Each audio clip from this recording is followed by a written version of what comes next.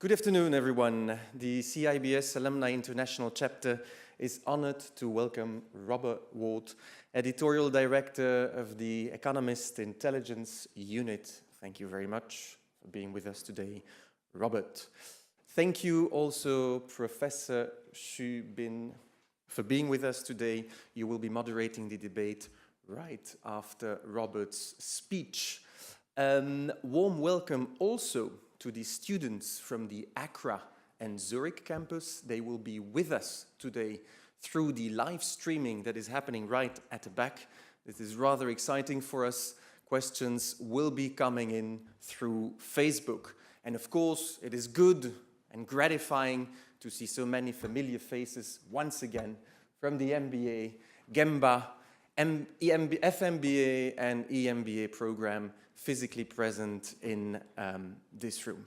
Very short, Robert will analyze some of the key issues affecting the global economy and some of the key players, as he will walk us along these key pointers for 2018. You will get the opportunity to raise questions, to make comments, but please keep them for the Q&A that will be moderated by Professor Xu.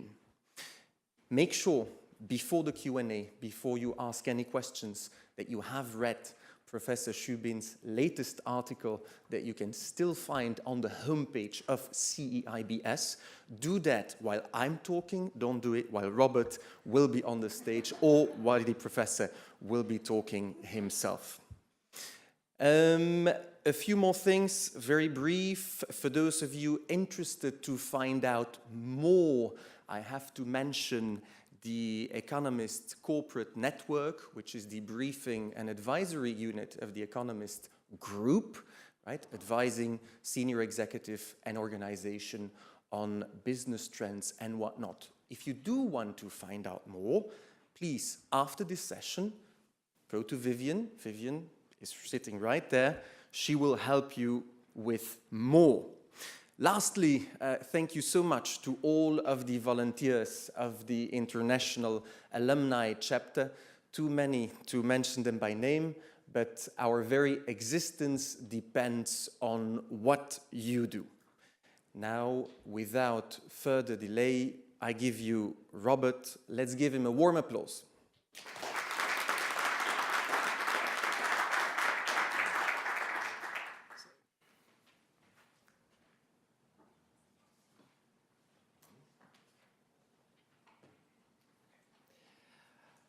Thanks very much for that warm welcome, Cedric. Welcome to those in Accra and Geneva, I think it was. I think this is the third time that I've been privileged to speak to CEIBS, so very grateful for the invitation back. I had feared, given how sort of gloomy we were last time, that I wouldn't get asked back this time, but here we are again. And the world actually is even more interesting analytically than it was then, and we have a lot of things to think about in this presentation. So even if there are things that I don't mention in this presentation, do feel free to ask as we go through. So I've called this As Good as It Gets, and that reflects the view that we have of the global economy, that actually, in economic terms anyway, we're in a pretty good position. Actually, Mary, could you help me? Just a little logistical thing for those on the line. Yeah. Could you, with the forwarding of the thing, because it's a bit far away from the microphone. If you could just help me forwarding. Brilliant. And again. So in terms of the economic outlook, and again, please, thanks, Farage. In terms of the economic outlook, as you can see on the screen, we're pretty confident about the outlook for the world, certainly over the short term. So in this year, 2018, next year, 2019, the world looks pretty solid in terms of global GDP growth. If you look, I think, around about 2020, you're thinking, what on earth has happened there? That's our expectations for a small slowdown in US GDP. So the US will have a sort of very mild recession round about 2020. There's some sort of, I think, relatively positive things going on in the global economy at the moment. One, of course, is here in China. We've just revised up our China forecast because we're a little bit more positive now than we were perhaps when I spoke to you last time, actually, about China's growth prospects. And one reason is that we don't think that deleveraging will happen quite fast enough. And of course, in the short term, that's a good thing for the Chinese economy. Less so, of course, in the longer term. Also, of course, the US economy. Now, the US economy is in its longest recovery since the end of the Second World War, or its second longest. So the US actually looks pretty good, pretty solid in our view. So I think growth over 2% this year as well. Importantly as well, Japan growing about 3 times its normal rate of growth. We think its potential growth is about 0.5%, and Japan's punching out 1.5% at the moment, which is pretty good for it. And also countries like Brazil, Russia are recovering as well. Brazil from its worst recession since the 1930s, quite extraordinary. And Russia, of course, a self-inflicted recession because of the sanctions and the other sort of political events. The next one, please. So if you go just thinking about the economic context here, one very important part of our economic view is oil. And as an oil user, like you, I'm really pleased with the way that the market is panning out. If you are an oil producer, like Saudi Arabia or the UAE or Nigeria or Russia, you're less pleased with this forecast. But what you can see here is that our oil forecast in terms of the blue chart is for oil roughly about $50 to $60 a barrel. And that, if you are a user, is actually pretty good. And that also supports our view of why Europe, for example, will also be doing rather better. They're obviously big users too, sort of supporting consumption going forward. One of the key things to note, of course, with oil is OPEC. And they've been pretty good in getting discipline in terms of production cuts, production sort of stopping production growth. And they've renewed their agreement. So we think that discipline will hold over the rest of this year, but then start to sort of ease a little bit. Perhaps some of the weaker countries will be allowed to exceed production limits and so on from the end of this year into next year. So in terms of supply, and that's the chart on the red chart, yes, and another one, Mary, with the bullet points. Yep. In terms of supply, what you see here is the oil supply demand coming into balance this year, last year, but as the OPEC production expands, then of course the supply gets a little bit more generous, and that again holds prices down. Now the great swing actor in the global economy at the moment is now US shale. So every time OPEC pulls the price, so pulls supply down, that's good for prices. And of course, every time the price goes up, that benefits the shale producers. So unfortunately for OPEC, they're caught in this world where they can't influence the market in the way that they used to be able to do. But for users of oil like China, like Europe, and so on, Japan, this is good news. So that was the good news.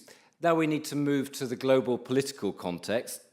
And if you go forward there, one of the key things about global politics at the moment is that the global political risk is now very much centered in the rich world. And this is the first time in my short little life that I can remember that the sort of centers of global political risk were in Europe, and of course, as we know very well, in the US as well. So very, very important in terms of trying to define policy, trying to define policy predictions, predictability as well. Now, one of the sort of key things there is Donald Trump, of course, and a little bit more going forward in some of the other slides. I have tried to read Fire and Fury, the book. I do recommend you try to read it, even if it's only half true. It's still pretty extraordinary.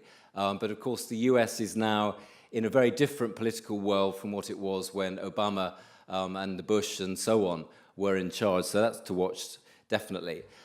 North Korea as well. North Korea, we think that North Korea will achieve operability of its nuclear strike capability to hit the US this year or next year. So this ship, unfortunately, has left the harbour. The last opportunity that was, I think, to stop this was perhaps in the early 1990s when Bill Clinton was thinking whether he would bomb Pyongyang or not. He didn't, for very good reasons, but unfortunately that was the last opportunity, I think, to stop North Korea becoming fully fledged nuclear state. Also, of course, with politics, when we talk about Brexit in a second, but in Europe you have a very strong push for populism. And you saw the elections in Italy, you see what's going on with Germany, you see Brexit, you see what's happening in France, with Macron trying to push the voters away from Marine Le Pen. This again, I think, means that the EU ultimately turns in on itself. So the EU is less of a sort of force for international rules and setting the agenda than it certainly has been. And my favourite cartoonist of all time is our Economist cartoonist, Cal. And this actually is now even more appropriate given the news that came out this morning about Kim Jong-un and Donald Trump going to meet.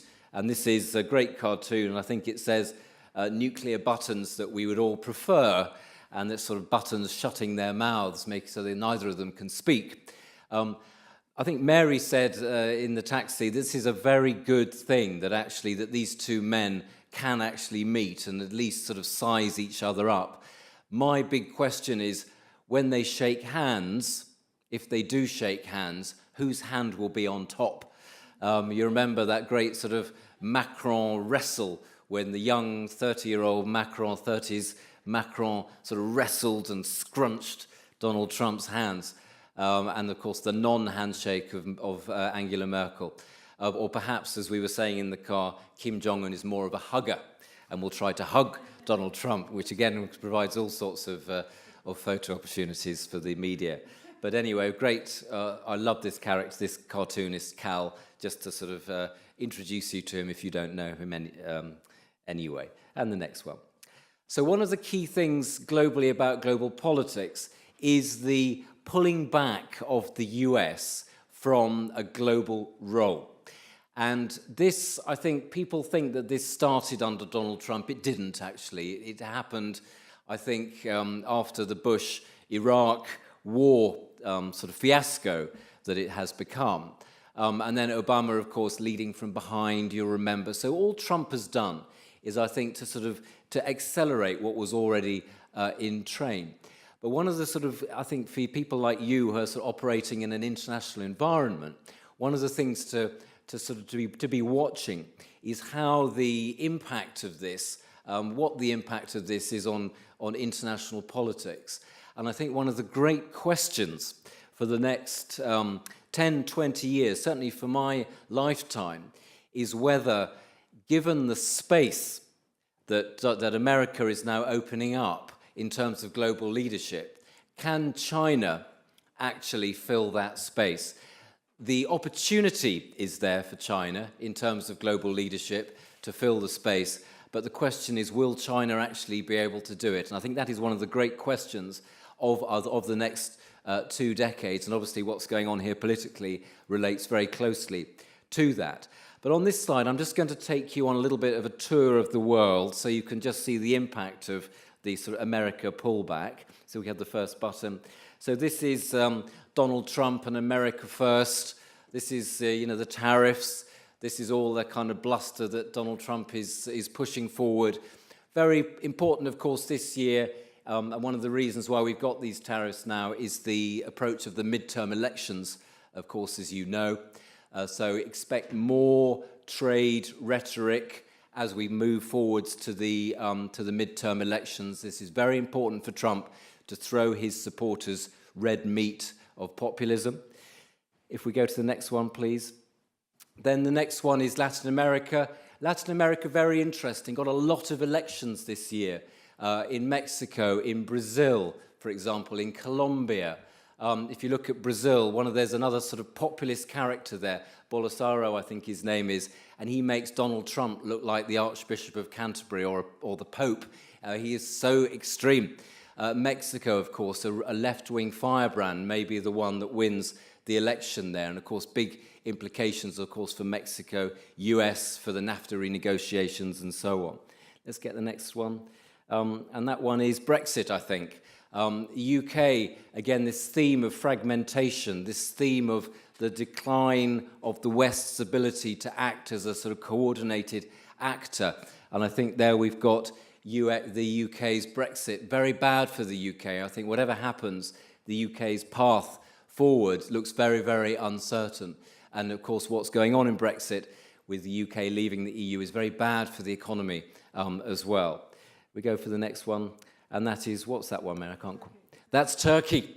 So look at, if you want two really interesting emerging markets to look at Saudi Arabia and look at Turkey. Lots of opportunity in Turkey, educated, urbanized, sophisticated industrial structure, big market, young population. But what Mr. Erdogan is doing, again, that populism, that strongman push, very toxic relations with his neighbors, of course, now. The implications for his activities in Syria, of course, the implications of what Turkey is doing in Syria, fighting against supporters, fighting against actors that are being supported by the US. So again, important implications there for NATO. And the next one, and that one is, that's Africa. So again, the US pulling back from Africa, very, very interesting. I don't think when I last looked, Donald Trump had appointed a head of his Africa office. So, of course, this is a very important strategic region. Chinese very active, of course, here. One Belt, One Road, very important here as well. So Africa, again, the US push for democratization and so on, just really sort of pulling back. So again, some positive things in Africa with Robert Mugabe leaving, for example, Jacob Zuma leaving early. But again, if you look at the Central Africa, with the problems with Nigeria, for example, Democratic Republic of Congo, for example, Ethiopia, all sorts of security issues there, things to worry about. And that one? Saudi. Again, very, very important what's happening in Saudi, very important for all oil users. What MBS, the Crown Prince, Mohammed bin Salman, is doing. It's a kind of sort of slow-motion coup. He's presenting himself as a very sort of strong reformer, and we love the reforms that he's doing. He's fantastic at theatre. Theatre is his thing, political theatre. So just look at the events of the past few months. Announces that women can drive. We like that. Fantastic. Very, very positively received. Then the Davos in the desert. So all the kind of leaders and the businessmen all going to Riyadh for his Davos in the desert, staying at this fantastic hotel that, of course, the following week becomes a prison when he sort of puts people away, puts his family away, puts business leaders away as well. So what he has done, we like his reforms, we like diversification. The economy has to diversify, but he's made himself a lot of enemies as well in the process. So do watch Saudi, because if this goes wrong, this is very bad news for sort of global oil markets. All of MBS's foreign forays have been a disaster. So whether it's Yemen, whether it's Qatar, whether it's Lebanon, this is a young guy, quite sort of impetuous, just as I was when I was in sort of 32, again, destabilizing for the region. Also watch the stability of the GCC, the Gulf Cooperation Council. This looks very, very rocky now. Lots of fault lines all the way down that. And the next one? China. So we got China, obviously, as rising powers, big powers do, sort of pushing itself out. I think there's an interesting thing about China now is how outward-looking it is. So unlike previous governments, this government is taking ownership of policies that push China out. And of course, the emblematic one there is the One Belt, One Road initiative. And everywhere that we go, whether it's in Latin America, whether it's in the Gulf, whether it's in the US, whether it's in Europe, they're all talking about One Belt, One Road. Because this is, I think, finally the penny is dropping, that China is sort of pushing itself out, using its soft power, but using its financial power as well to build out infrastructure and so on, but also to gain influence there. I think one of the sort of important points to notice as well is that within Asia-Pacific, this is a very important sort of area of proxy, sort of US, where the US and China come up against each other quite a lot, particularly, of course, in the area of territorial disputes, but also, of course, in the China, India, Japan, trying to triangulate that relationship as well. And Russia. And, of course, Russia, everybody says, what about Russia?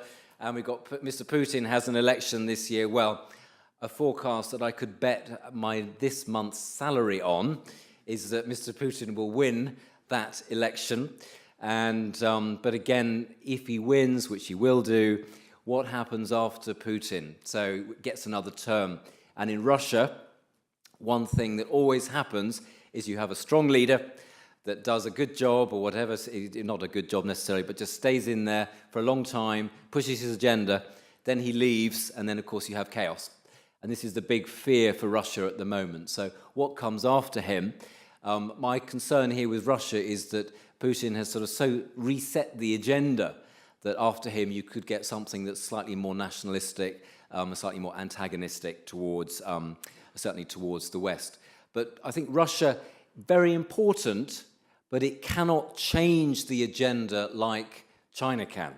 So Russia for the West is more of a spoiler than it is an actual changer of the agenda, notwithstanding, of course, its sort of interference in elections around the world. And it's not just, of course, Russia that interferes. The US also has its sort of preferred outcomes in elections. So it's not just Russia that's been doing this, but obviously for the West, it's a new thing. And China and ASEAN, as we've talked about, this is the sort of territorial disputes. ASEAN, by the way, I don't quite know how they do this, but they have the most awful politics in many of the countries. Malaysia looking quite ropey, Thailand under a military junta, of course, Indonesia, always difficult to get policy through. But in terms of growth, ASEAN is, I think, one of our fastest growing sub-regions in the world this year and over the next 5 years. So quite a dynamic region economically. And North Korea, how could I forget North Korea? So just very quickly on North Korea, because it's obviously very important for this area. As I said, North Korea gets nuclear capability, can deliver it to the US. One thing, I've been watching North Korea now for too long, so certainly since 1997 and perhaps before. And there is a pattern to how this works. So North Korea plays its only hand, in this case, its only card is nuclear weapons, plays it very well, terrifies everybody, and then says, let's talk. And everybody says, okay, let's talk, we're so relieved. They talk. South Korea always pays for whatever North Korea wants, by the way, so they always give them money for this. And then North Korea says, okay, sorry, you're not giving me what I want, I'm scared again, I'm going to continue developing my weapons. So I suspect, even with this great summit and this amazing photo opportunity of Trump and Kim, this will be the pattern, because one thing Kim Jong-un will not do if he has any political sense domestically for his own purposes is give up his weapons, because he'll look at Colonel Gaddafi in Libya, he will look at Ukraine, and he will see the outcome of not having nuclear weapons. So, but anyway, talking is definitely better than not talking in this one, but very, very tense. And last point on this, Donald Trump has been trying to socialize the idea of a limited strike, a bloody nose for North Korea. In my view, there is no such thing. You have to imagine that Kim Jong-un is sitting in his office in Pyongyang, and he gets word that there is an American rocket coming at Pyongyang or at one of his installations. He has about 5 seconds or a minute to decide how to react. And if you are him, and if you have his family history, you probably take a maximalist response. So there was a very good piece in The Economist, I think, in August last year about how a really bad conflagration could start on the Korean Peninsula. So don't be comforted by the idea of a limited strike, because I don't think there is any such thing when it comes to North Korea. Go for Europe now. Thank you, Mary. Now for some light relief. Europe. And I do have to talk about Brexit, even though it is my least favourite subject, unfortunately. I was saying to somebody at our meeting today, in my analytical life, which is quite long now, about sort of 30 years or so, I've been looking at countries and how they've had crises, and I've always been in the lucky position of being able to sit in London and look at everybody else and say, gosh, how badly run they are, what terrible politics they have, and what terrible decisions they're making. And now I'm sitting in London and I'm surrounded by just that. The UK is in a very, one way to look at this, to understand why this is so difficult, is the UK is now in is one of those sort of structural turning points that many countries only face once every 50 to 100 years. So what is happening with Brexit is the biggest change for the UK since the end of the Second World War. And I would regard it actually potentially as the biggest change for about 100 years or so. This is a fundamental reorganizing of every principle in UK economic and political life. And this is why the debate is so difficult. Just as not to bore you with the intricacies of customs union, single markets, and Northern Ireland, and hard border, and soft Brexit, and all of that, our forecast is that the UK will leave the EU in 2019. There will be a transition period, and that ultimately we will move to a free trade agreement, sort of Canada style, with the EU. But there's lots of difficulties with this, not least, of course, the weakness of the UK government. The UK government is very, very weak at the moment. I think Theresa May is not the best leader we could have had for this particular very difficult thing that we're trying to do. But for the people that want to stay in the EU and those that want to leave, she is the best sort of compromise option.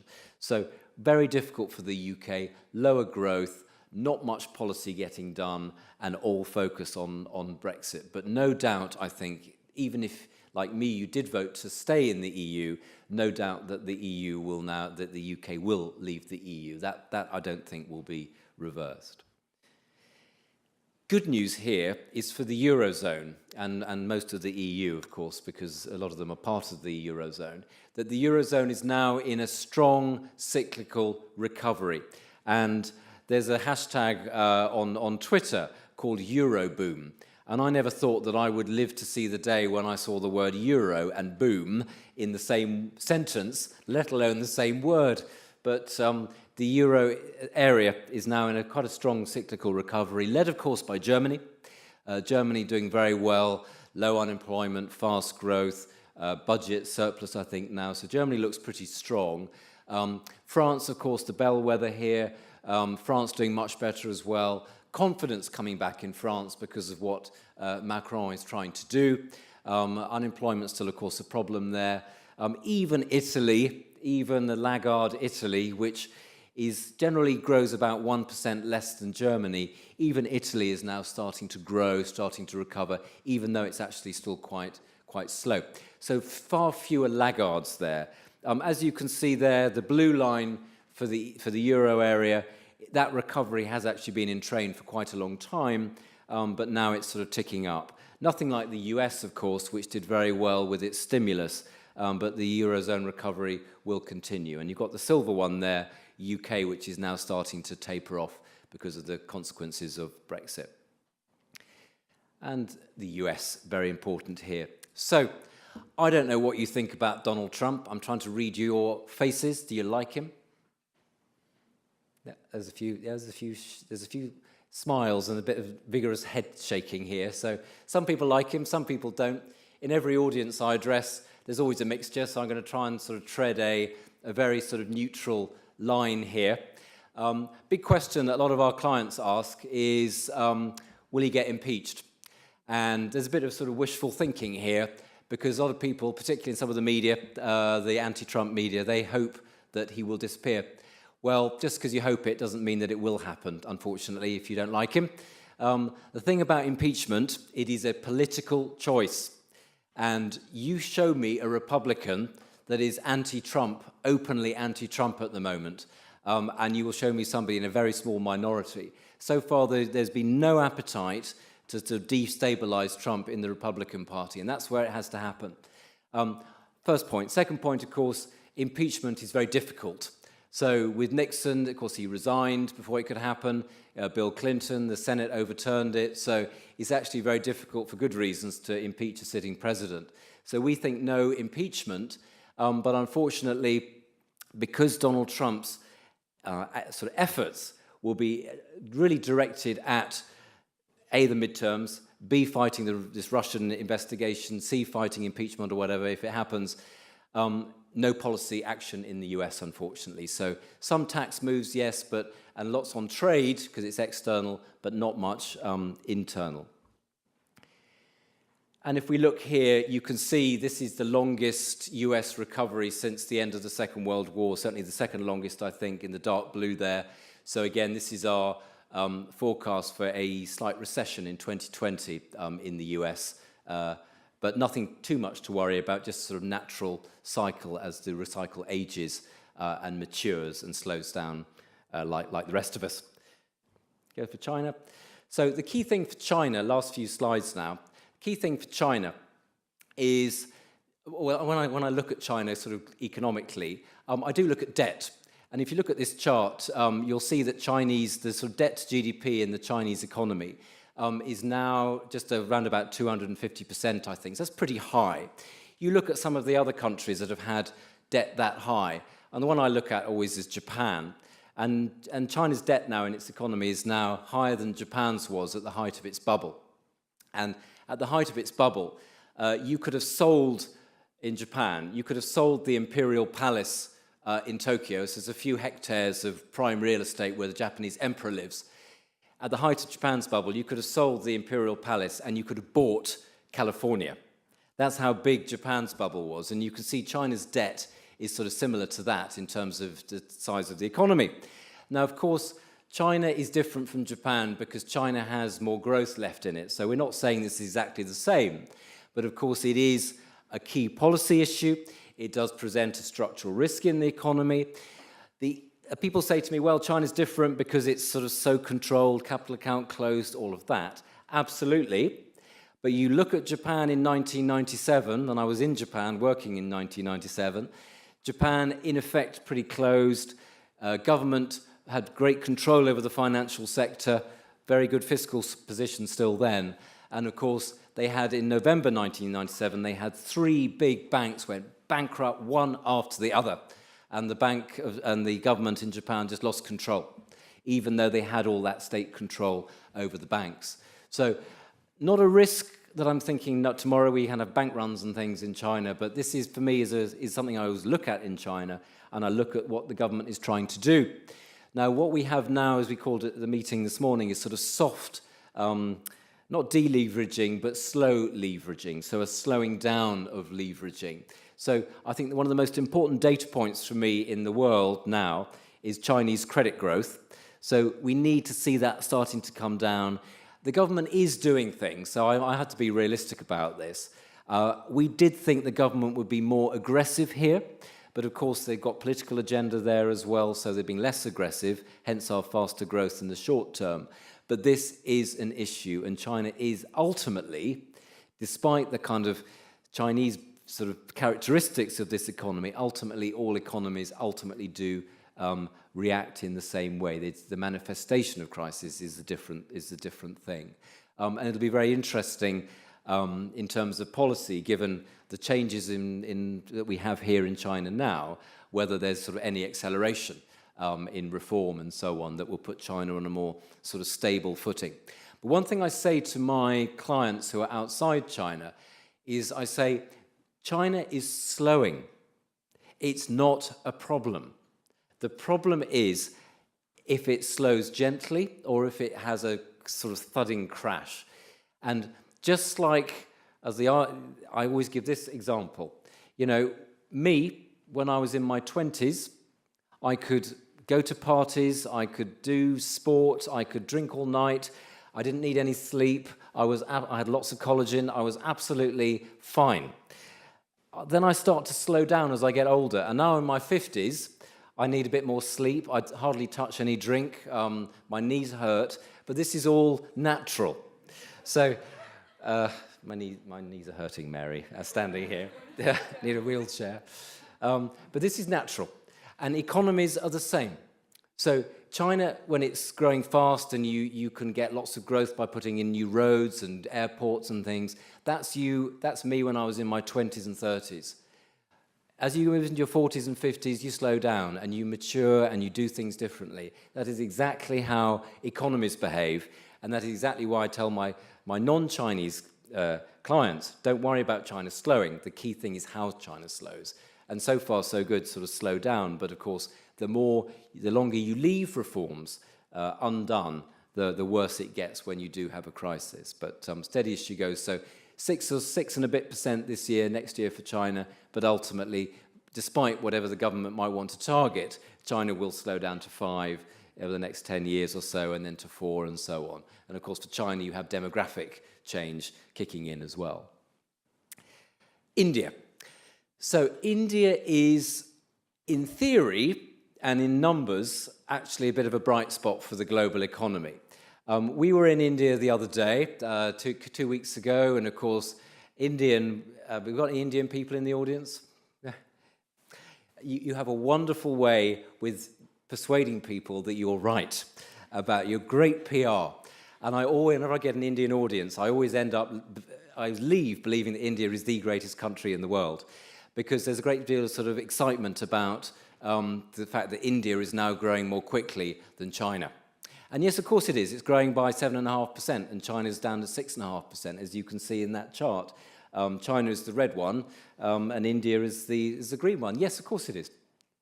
And so our Indian clients say to me, well, India is now the world's fastest growing large economy. Look at us, we're here, top table.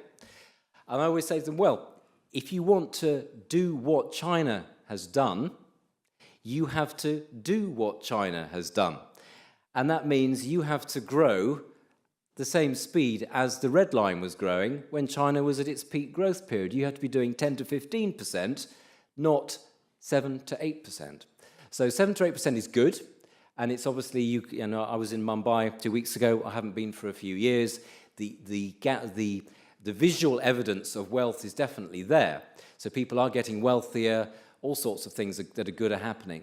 But the key question for India is, can it really achieve its maximum potential? And I think there is enormous potential there.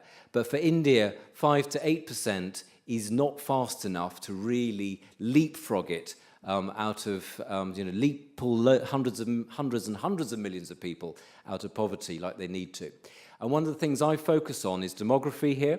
And India, unlike China now, obviously, is a young country. So many people are still under 20. This is a great benefit if you're trying to get the economy to grow. However, of course, like all of us, we age. And India's population will age as well. And that demographic dividend will so the window will close around about 2030. So the government in India has about 15 years, I say, to start doing reforms, proper reforms. If it doesn't do that, then I think that sort of growth capability will be eradicated. The Indian private sector is so entrepreneurial. And what I always hear from people working in the private sector there is the Indian private sector makes money at night when the government is asleep. And then when the government wakes up, then they suck the life out of the economy again. So lots of things for India to do. Look at that map. That is the dominance of the current government, of Mr. Modi and his party. And we expect that the government will get more dominant in the upper house as well. Dominates the lower house, will also sort of pull people into its orbit over the next few months. There's a big election, 2019 I think it is, the big discussion there is, will Modi be weakened after some of his policy mistakes? But if he stays in, as we think he will, then there's sort of hope for more policy reform going forward. And next one, please, Mary. And just very quickly on Russia and Brazil, this is very important for helping to pull the global economy up. Do watch both of these, because these are economies that have a lot of potential but have a lot of political risk in them as well. And I talked about the election in Brazil, and I talked about Putin in Russia, but these two economies, and this is where I think in China, China's done so well, these two economies are so dependent on commodities. Brazil has got a very diversified industrial base, but it still isn't doing the reforms it needs to unleash the strength of that industry. And it still is sort of whipsawed too much by commodities. And Russia, of course, as well, almost entirely driven by oil, gas, potash, and so on, but certainly contributing to the global economy at the moment. The other positive story here, which I'd be remiss if I wasn't sharing with you, is South Africa. And South Africa sets the tone for lots of the region. And the sort of pushing out of Zuma. Zuma had more legal suits against him even than Donald Trump. I think about 700 plus, I think. Quite extraordinary. This man really sort of symbolic of a real failure of governance. But one of the interesting things about South Africa is how strong its independent institutions are. So the press, the banking sector, the central government, the central bank, and the judiciary. And these have been a real sort of firewall preventing the worst excesses of Zuma from getting at the rest of the economy. So we're hoping for Ramaphosa to sort of put South Africa back on track again. I'll just leave you with the final slide, I think. Yes, this is our growth forecasts for the key areas of the world that we forecast. And you can see there pretty much, I think it's a pretty good, as I said, story over the next couple of years. Obviously 2020, you've got slowdown in the US as we're expecting, but we're not expecting anything sort of dramatic like we have had in the last decade. Latin America doing better, MENA, Middle East, North Africa doing better, partly because of course oil prices coming back a little bit, a bit more fiscal spending in some of these countries. China, as you can see, sort of steady as she goes. So I think a relatively good picture. If I leave you with one thing to think about, I always get asked by all our audiences, and you may be thinking about this as well, what is the sort of big thing on the horizon? And I think, and every meeting we've had meetings in Tokyo this week, Beijing, and obviously Shanghai today, in Mumbai, 2 weeks ago, Singapore. Every single meeting, we talked about one thing in common, apart from One Belt, One Road in China, obviously. That was AI. So what is the impact of artificial intelligence going to be on economies, on workers, and on politics?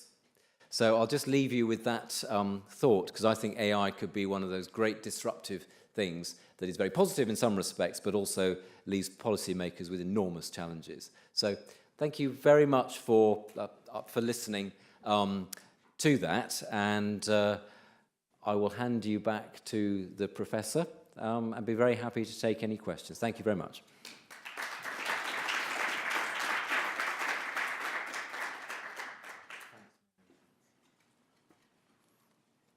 You can sit, and so that you can have your knees. Yeah. I brought 5 blank pages with me, and now 3 pages are full. And so, of course, I respect the Economist, the EIU, very much, and have been constantly receiving emails in the name of Mr. Robert Ward, about what is happening and so on. So I'm not going to go back to these facts. I would like to share with you my understanding about what Mr. Ward has been talking about in terms of the global economy, in particular maybe China. So I think there are 3 things that are happening right now. The first is a very strong economic recovery in the world. Okay, so whenever there is economic recovery, and people, especially the political leaders, take credit. So Trump will say, look, when I became the president of the U.S. and the economy, has been going very well. Stock market has been going very well. But for an economist, there must be some underlying reasons for good economic recovery. It's across the world, right? Japan, European countries, US, China, exceeding expectation, and so on. So I think we probably have underestimated something fundamental, behind the global economy, which I will just call technological progress, but maybe it's broader than that. So I think if we, for all of us who live in China, we certainly experience very fast new technology growth and applications, especially in the so-called new economy area. If I think just, even if it's 1 year ago, we still carry some cash in our pockets, right? But now I think most of us really do not carry anything, just the mobile phone. And so I think this kind of market-driven and technology-driven hidden forces are the main reason for the global economic recovery. And if that's the case, it will continue longer than we predict. Okay, that's the first thing I would like to say. The second thing is what I would call the backlash of globalization. So the world has experienced a very much fast period, fast growth period, and China can be said to be the biggest beneficiary of this globalization, and because countries open to each other. I remember when I was studying economics, before 1980s, I think the dominant view among developing countries is that you have to protect yourself. You cannot just open to the advanced countries for yourself to be exploited. Okay, but after 1980s, I think the whole view among developing countries is that you have to open to benefit. You have to do the market way to grow. I think that has gone about 20, 30 years, but I believe in the old Chinese philosophy. There's nothing, which is perfect, and when you go on a certain, in a good direction for a certain time, then there will be something bad which will emerge, and that's natural. Because is globalization good? Of course. But, are there bad consequences from globalization? Yes. So the answer is not to abandon globalization, to try to avoid these bad consequences. But we have to recognize the bad consequences, and the bad consequences sometimes can accumulate. At a certain point, it's perceived to be more than the benefits. I think currently we are in this era that is, despite all this theoretical, empirical support for globalization, I think the bad consequences of globalization, especially in terms of wealth distribution, inequality, too much materialism, and paying too much attention to growth and so on, now reach a point that the human being as a whole, are fed up with this kind of one-way argument about globalization. So I think this is behind many of the things we observe, especially, for example, Brexit or the European rise of this kind of right-wing parties and Donald Trump. And so I do not, of course, I myself was shocked by the election of Donald Trump, and but after 1 year, digesting the situation and so on, I don't think Donald Trump is an outlier, exception. I think we should treat Donald Trump very seriously, and I doubt, whether the Western elite intellectuals have gave Donald Trump enough look, we tend to laugh at him, and because he is abnormal, right? But we have to think more deeply about that figure, okay? And I think putting him in the background of this deglobalization or anti-globalization, backdrop, and I think we understand better, okay? So that's the second point. Of course, I would have to say that China benefits again from this global situation, okay?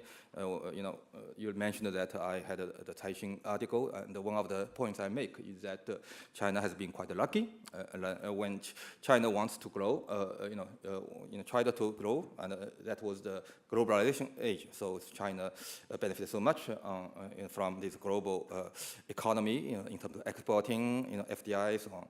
But when China grew to such a large scale, the second largest economy, and then its domestic demand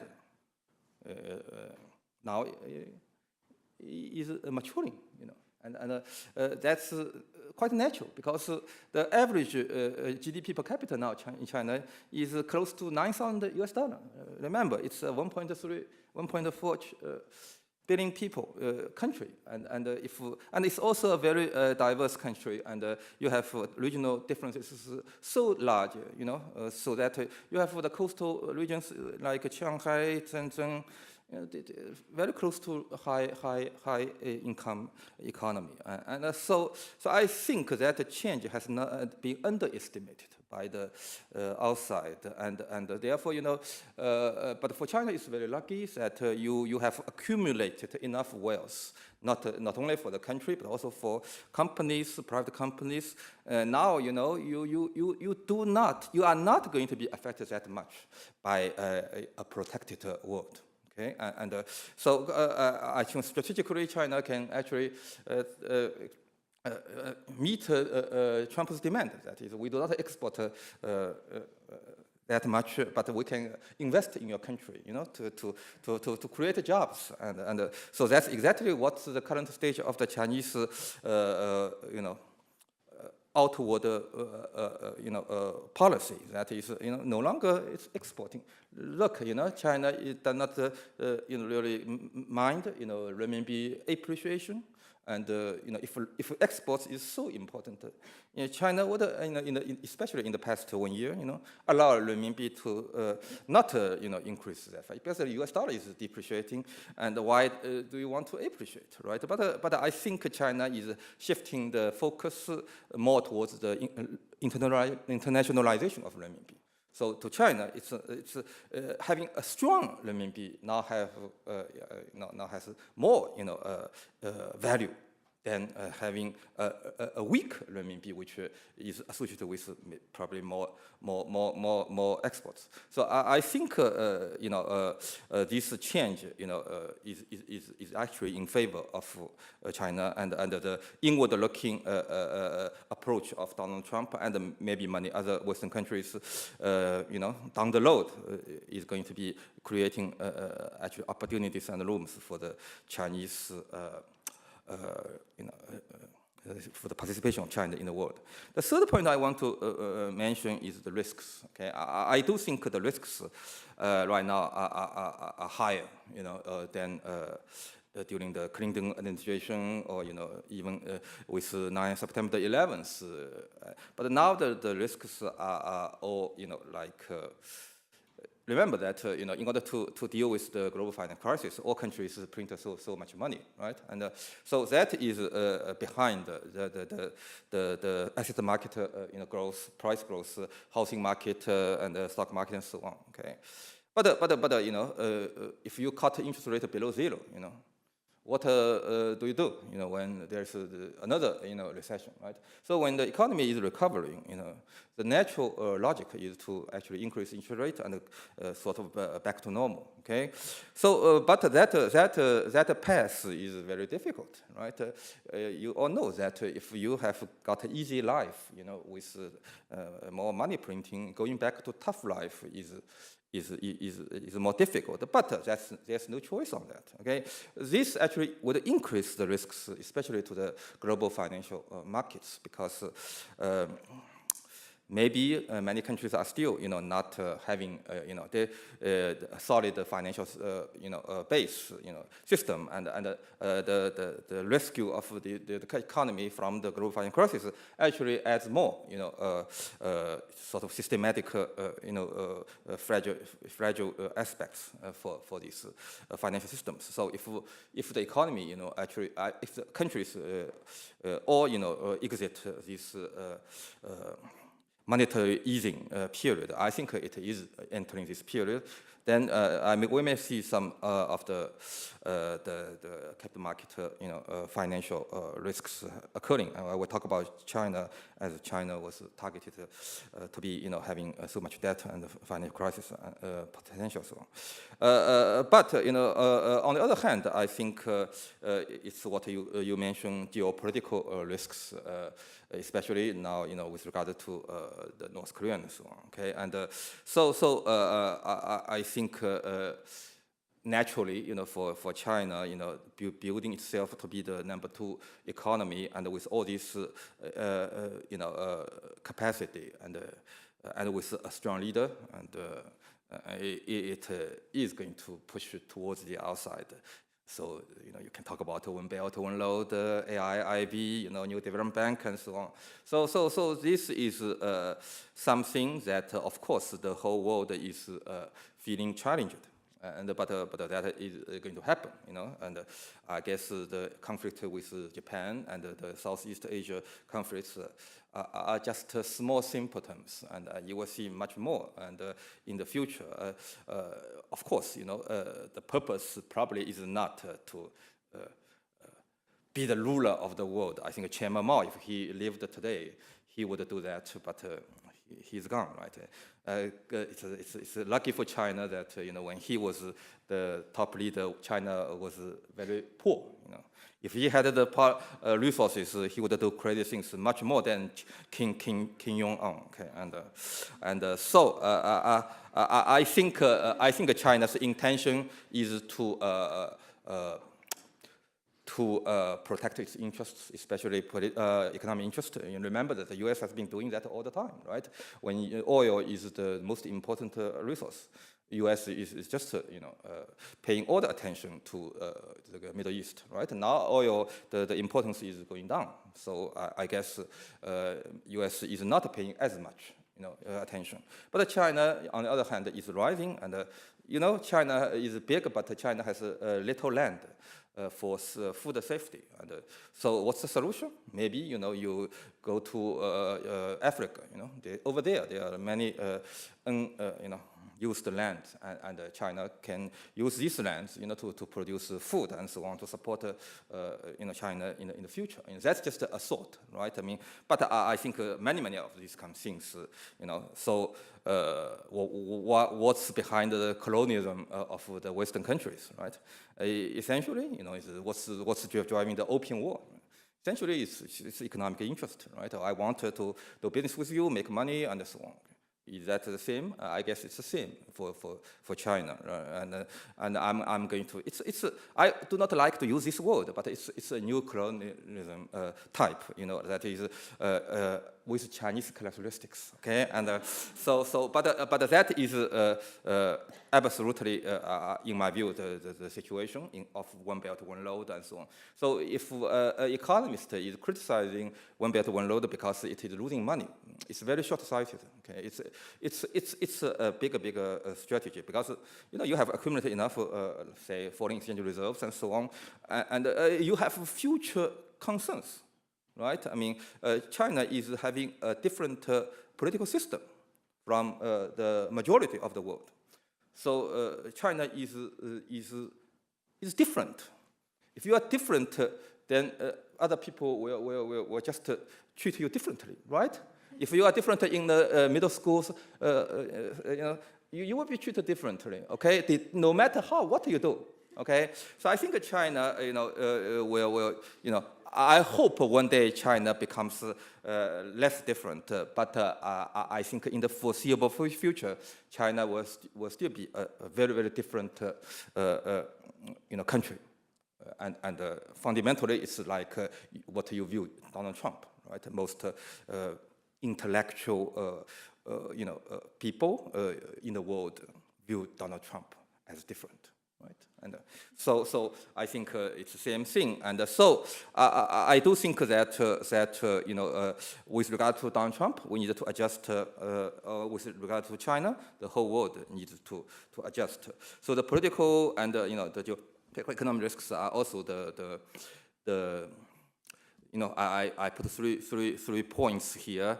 One is economic recovery. Second is the backlash of the globalization, and then the risks, new risks, and so on. So what do we learn from these observations? I have a few things that I would share with you. And the first is that I think the game of quantitative easing is over. Okay, in economics we call the aggregate demand side, game. Okay, so in the past, all countries were playing this game. Okay, I think this period is over. Right now, we enter a new period of game playing, which I would just say is the supply side battle. Okay, the supply side battle means that it's not you are not relying on this printing money and the fiscal stimulus. You rely on some fundamental supply side, actions. For example, building more infrastructure, right? Especially for countries like the U.S. and cutting taxes so that the economy becomes having more life and deregulation and so on. Okay, so I do think all countries in their own way are now entering this supply side game. So now we have all these names, right? In China, we have Chicanomics, right? Supply side driven.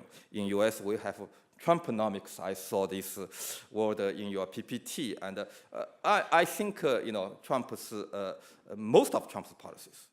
He tried to be the next Ronald Reagan, and so of course he is not Ronald Reagan, but a lot of things he tried to do, is in the spirit of Ronald Reagan, and so tax cut and infrastructure. Of course, this is trade protectionism, maybe against this supply side, but I guess he is playing a game. Okay, if I have time, I will comment on that. I think Japan is doing the same thing. We call ambinomics, and we only understand ambinomics with QE and weak yen. But I think because he can be the prime minister of Japan for a long period, therefore he is able actually to do something more beyond this. QE and the BOJ. I think the Japanese economy is now having some life, and I think Japan is actually having very advanced technology. Okay, and yes, it has a lot of problems, but look at how many Nobel Prize in science Japan has won in the past. Okay, so I have my undergraduate classmate working in Japan. Actually, he is sent by his state-owned company to Japan to buy companies. Okay, so he gave me the information that Japanese technologies are way ahead of China and a lot of things. And so it's just that unfortunately, Japan is a country which is good at doing things quietly. And now it's the era that you have to do things loudly, okay? And so then you do not get the value out of what you do, and then the Chinese companies can buy, Toshiba and so on. Okay, so you invent, we grab, okay, and so that is sad. That is sad. But however, I think Japan is recovering. Again, coming back to my first point, I do not view this kind of recovery as driven by government policy or it's like short term. I view those as driven by the very exciting new technological breakthrough. I think currently we are at the beginning of a very big new technological period. Okay, and we have to learn from those who were born in the 1990s and the 2000s. And if you do not learn from them, and you are out. right? You're out, and so I think this cannot be discounted.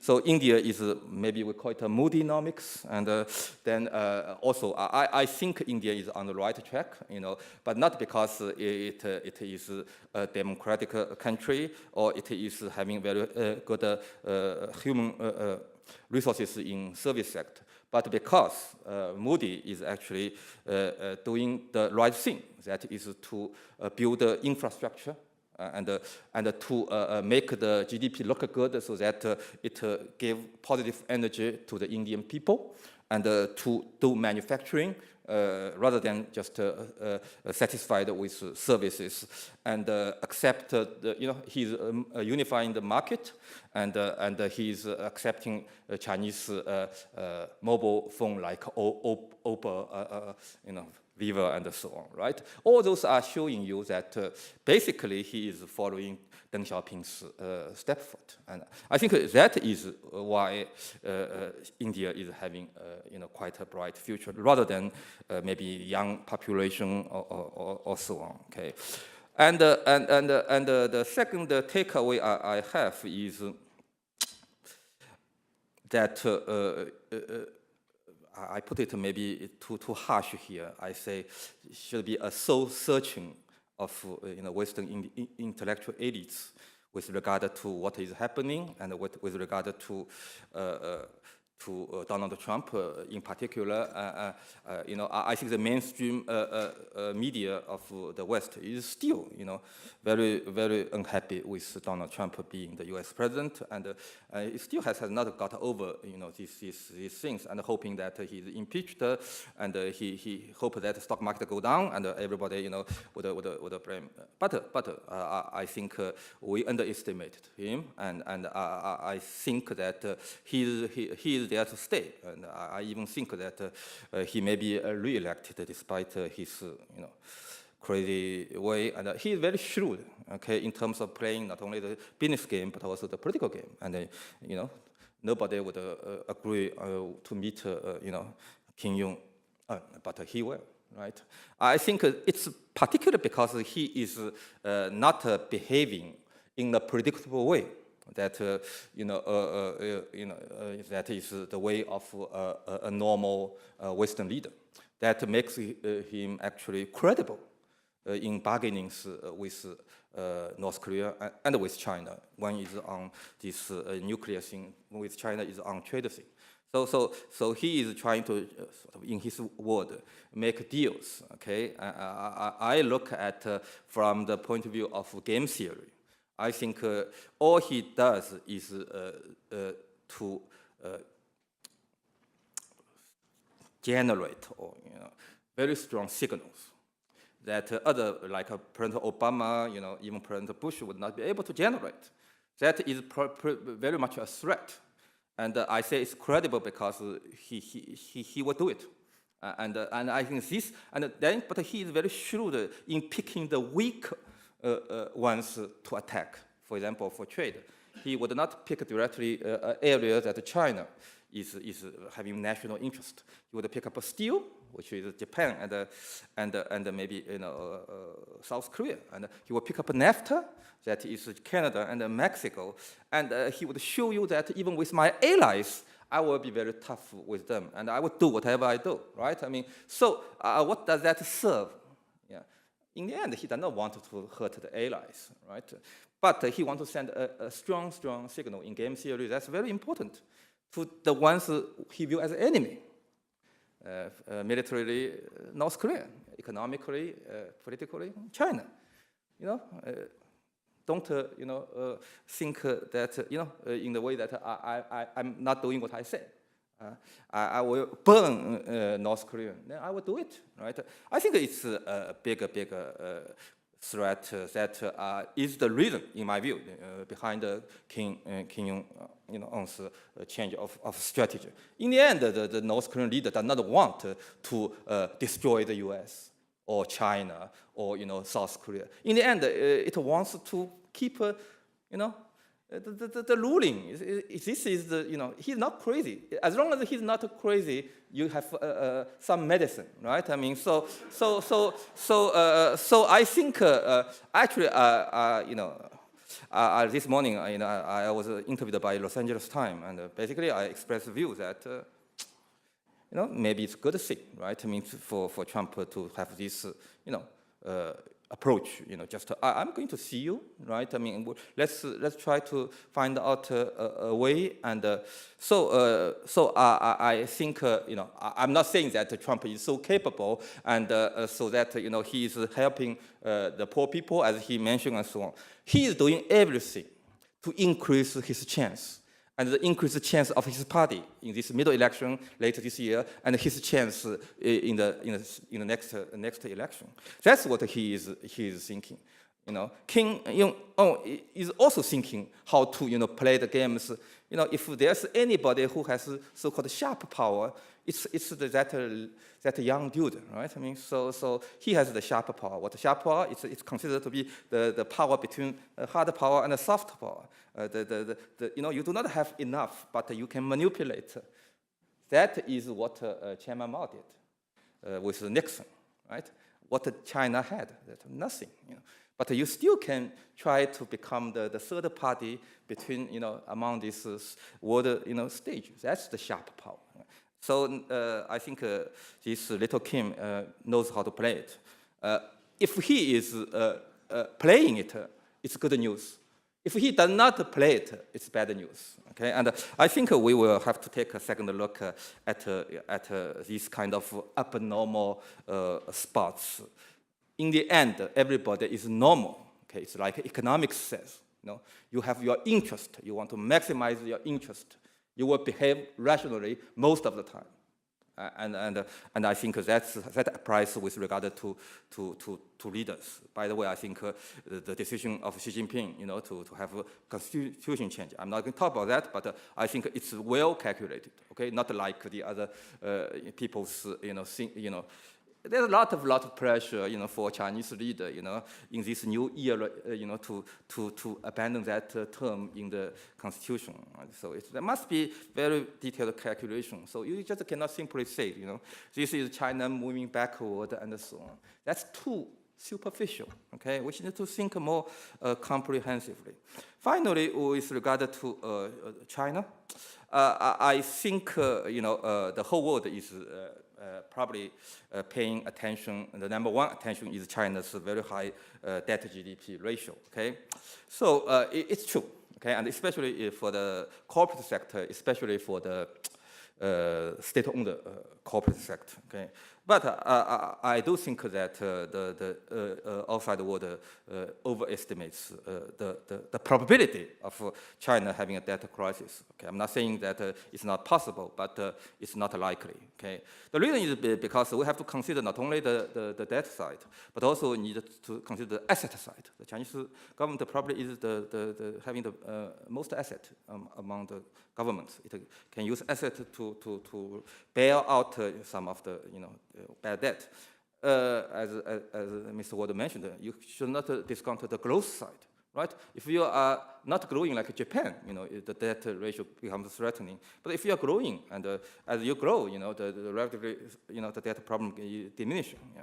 And then you cannot discount the regulation side, which is not only this kind of capital control, but also the way that China can do it in the ways that other countries cannot do. That is, I can get somebody in jail, I can make you pay, so that, for example, $1 bus, right? I mean, just fulfill very quickly from the number one spot of being the richest person to very low. And so it says that it has some extraordinary power. I'm not saying it's good, but you have to face the reality that the Chinese government is just having a more richer toolbox, to deal with these things.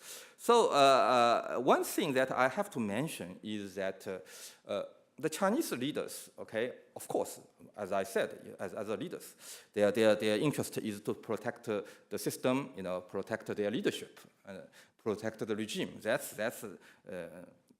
if they do not do that, if like Chairman Mao is trying to do some crazy thing, then that's bad, right? I mean, but I think Xi Jinping and all the leadership are very rational, okay? Knows what is going to make China work, knows how to protect China's power.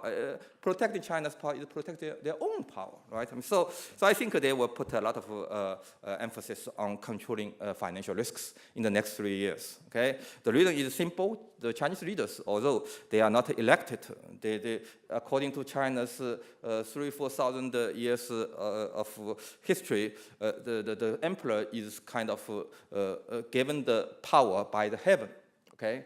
And there's also a very clear sort of rule that if you do not perform, then for people, then the heaven will take your power away. Okay, so this is the Chinese political sort of philosophy, and I think Xi Jinping take it very seriously. Therefore, when he was elected in the first term, and his most emphasis in economics is to double the income of Chinese people from 2010 to 2011. At that time, when I calculated for him, he needs probably close to 7%, to achieve. So that makes him very much nervous with regard to, for example, the very bad economy situation in 2015. However, again, probably it's also the luck, but given the momentum of the new economy, service sector, consumption, stimulus, not the stimulus, but the consumption momentum from the private sector, China actually now enter a new era. Truly, it's not claimed by the government, but it's truly a new era as I see it. That is, it has some new growth, driving force. Okay. In the past, it's of course government investment, infrastructure investment, export, and so on. Okay, that is gone. But in a period of transition, in a few years, like from 2009 to 2011-12, then the old ones are gone. The new ones has not coming up. So you actually are very difficult. And this was why there was some argument that China will crash, right? But you do not understand that once the economy is having some freedom, okay? Chinese people do not have enough freedom, but they have some freedom, in terms of nurture new things. And Chinese people work very hard and also creative in the sense, entrepreneurial spirit. So these new things actually, after a few years of nurturing, broke out in 2017. So I think if the Chinese government predicted this, this Chinese government would put that 2017 growth rate to be 6.8. Why did it put it around 6.5 in March 2017? Because even the Chinese government was surprised by how much growth momentum that this new elements can create. So I think last year the official data is 6.9%, but for a lot of us studying Chinese economy, I think we think it's underestimate. I think it's probably more than 7%. So that will carry on. And given that, Xi Jinping now is very relaxed, because if I calculated for him, for the next 3 years, he only needs 6.3% to achieve the so-called doubling income goal. Okay? I think once this is not only this, right? The political power consolidated, the economic side better than expected. Then what do I do? Rationally, I would deal with the problems. Okay, so the mindset now is shifting towards deleveraging, reducing excess capacity, and so on. Do not never underestimate the determination and the effectiveness of Chinese leaders to pursue these kind of policies. Okay, and if it wants to if it wants to do something, it will get it done. That is, if you wanted to get this leverage down, it will get it done. Okay, so I think things actually are more in my personal. You may have seen it somewhere else. I have not said it explicitly, but I can say it today, right? As Mr. Ward was saying, Chinese economy is slowing down in terms of the growth rate, of course, because you move from a low-income country to a low middle-income country to a high middle-income country towards the high income country, you get bigger and bigger, and you're closer and closer to the technology frontier, then your growth rate will go down. And if you get more weight, then you run slower. But remember, it actually also depends on how much muscle, right? You are heavy weighted, but all the muscles, then you can still run fast. Okay, so I think I do not argue against this slowing down trend in the long run, but I remind everybody that probably in the next 5 years we will see an upward swing. Okay, meaning that if it's 6.2, maybe it's going to be 6.4, 6.5. Okay, it's still going to be like from 8 to 7 to 6.5 and so on. But that curve is getting a little bit flatter, in the next 5 years due to the new momentums that I mentioned, which is coming and very strong. Okay, so I think it's slowing down growth rate trend, but with a little bit upswing in the short to medium run. Okay, so. So I think I have expressed my view, and also in connection with what Ms. Wu says. So I'm not going to try to steal the stage here. I try to get you guys, think a little bit more. Most of you were my students, so it's some new thinking of your professor, and want to share with you at this moment. So I take a little bit more time, but. I think, I hope you have some questions, okay, for Mr. Ward. I hope the questions are of high quality, okay? So, yeah, thank you. Yeah. Any questions with regard to, yeah, please. Yeah, you use this. Yeah. Before we start asking questions, a few questions are coming in online. If we can start with this, online, and then it will be your turn. Yeah. So one of these questions, what is the chance that a political scare like the Greek sovereign crisis of 2010-2012 would happen again? This is the first question. Just to make you thanks. That's generous of you. Thank you. So, because Greece, absolutely right to mention this, because Greece because focus has been on Germany, Italy, Brexit, and so on, one should not forget Greece. And Greece, if you look at it, is economically ravaged, has lost lots of its young people now, all emigrated for obvious reasons, has a government that is barely in power. I think Syriza and its sort of friends have about 2 or 3 seats majority. And it's been asked to do reforms that even a government that was in control of the country fully would find very difficult. So we're still very pessimistic on Greece, actually. We think that Greece will struggle to stay in the Eurozone. It will be a great burden for Greece. But also, I think you need to look at the sort of long-term accumulation of frustration in the country at low growth and sort of low opportunities as well. So we do look at Greece, we do look at it as a key risk for the Eurozone still. I think the difference now between, now and when we had the crisis, the acute moment of the crisis, is that the channels of contagion, were Greece to have another sort of bout of turbulence, which is highly possible, are much better managed. So you don't have the risk this time of, say, a crisis in Greece hitting Portugal, Italy, Spain, and so on. These countries, Portugal, Spain in particular, Italy's slightly different dynamics, are far better insulated now than they were at the height of the crisis. But yes, a key risk, Greece. So my question is to Mr. Ward, because as Prof Xu mentioned, we are having a proposal of revising the Chinese constitution and regarding the terms of the president. I know this is a sensitive topic, but my question is, what is the view or say opinion of the Western countries, say like Europeans and US?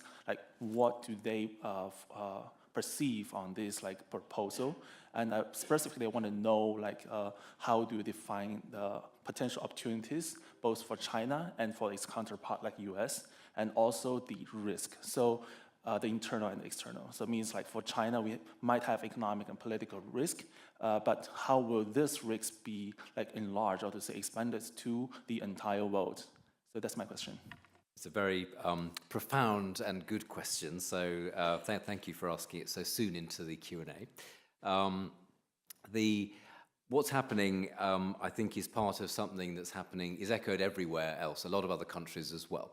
So there's sort of changing of term limits and revisions and so on. So this is something that's going on in a lot of other important countries as well. So it's not just happening here.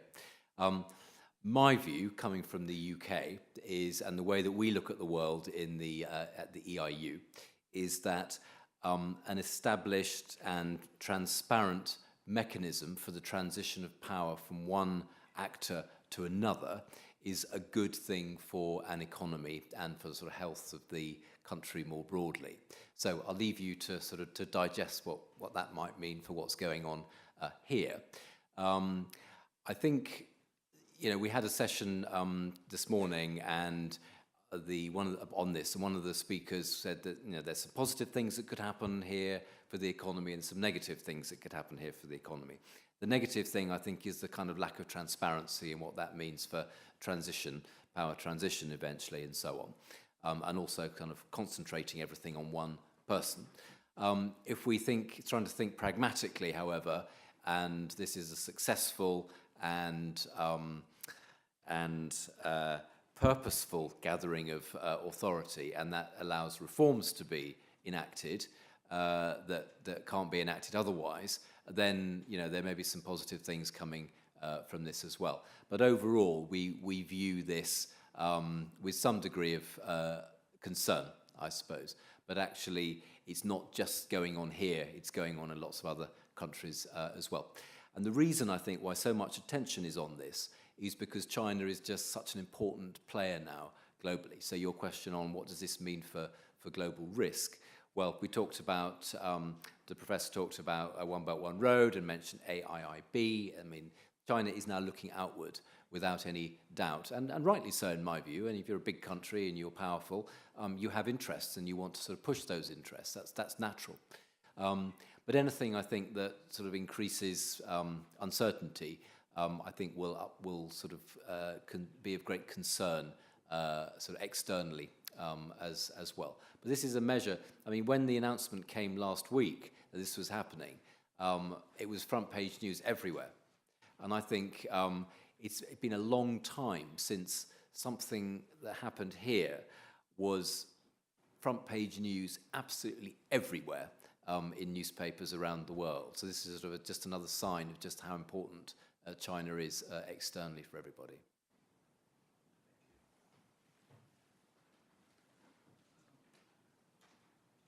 Yes, so in a few points in your talk, you mentioned demographics. I wanted to ask a question specifically about that in a little bit more depth.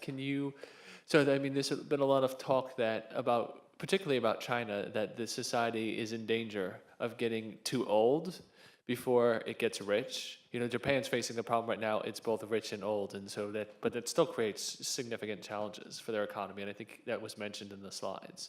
But in China's case, there's this thought that China will not be able to develop its economy fast enough before it has to deal with the huge burden of caring for hundreds of millions of old people, basically. Can you talk a little bit more about your guys' view on the potential, what do you guys think about this thesis, and if you agree with it, to what extent what actions would China need to take to deal with this? So old and rich is obviously a good place to be. Old and poor, you don't want to be there. So old and rich, well, Japan, old and very rich. South Korea, old and pretty rich. Italy, getting old and sort of pretty well off on a per head basis, and so on. So most of the countries, Taiwan getting old and obviously sort of relatively well off as well. Hong Kong the same. Most of the countries, as you get old, that is accompanied by a sort of degree of wealth. That's still a great pressure for the countries. You look at Japan, a country I know very well.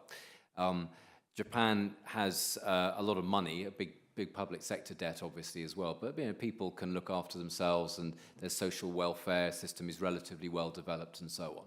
But this is still a huge challenge for them. It's an even bigger challenge, I would argue, for somewhere like Germany.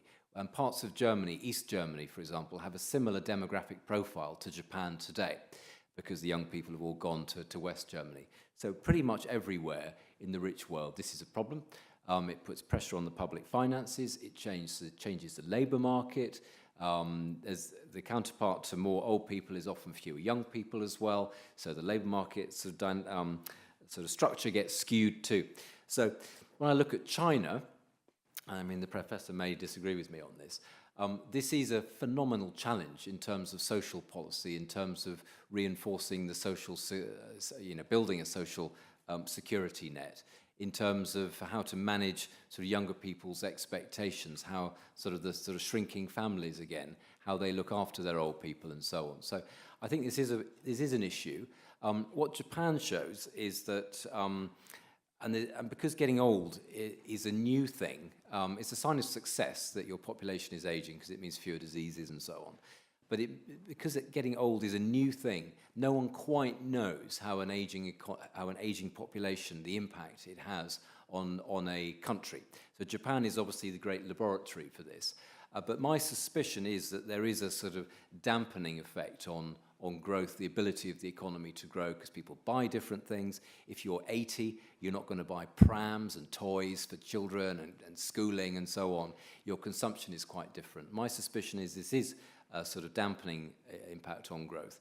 And obviously in China, given the difference in wealth between, say, China on a per-head basis and Japan, I think these policy challenges are actually pretty acute. The takeaway from me from Japan from this trip was, again, AI, robotics, automation, and the Japanese, I mean, they are very, very, very anti-immigration. And it's one of the least hospitable countries to immigration that there is on the planet, for all sorts of reasons. And even though the population of Japan is now shrinking quite fast, and the labour force shrinking very fast, it isn't going to trigger mass immigration like we've had in some of these other countries, like Germany. But what I took away is how this is pushing automation and the replacement of people in sort of basic tasks by machines and AI, automation, and that sort of thing. So given China's strengths here, and I think China is actually ahead of the curve in many respects in sort of technology, I'm going to be interested to see how China copes in a technological way with this great aging demographic pressure that's upon us. But I think you look at Japan and you draw a lot of pointers for how aging might affect an economy. Thank you. I want to pull back from China for a little bit. You spoke about Saudi Arabia and some of the exciting changes that are going on there. Of course, Saudi Aramco has been rumored for a long time to be considering a partial flotation. I'd like to know the view of the EIU on whether or not that would be a major macroeconomic event and what kind of impact that might have.